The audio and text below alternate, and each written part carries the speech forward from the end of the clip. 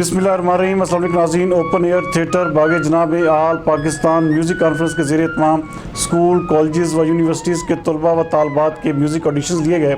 याद है नाज़रीन कि ये कॉन्फ्रेंस पिछले 67 साल से मैडम गजाला की सरबराही में मुनक़िद की जाती है।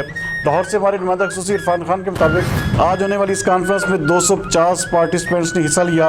बागे जनाब ओपन एयर थिएटर में होने वाली ये कॉन्फ्रेंस पंजाब आर्ट्स कौंसल के तावन और executive director Punjab arts council madam Samar Rai की सुपरविजन में मुनक़िद की गई, जिसको फोक, क्लासिक और जदीद मौसीकी की चाहने वालों की कसीर तादाद ने खूब सराहा।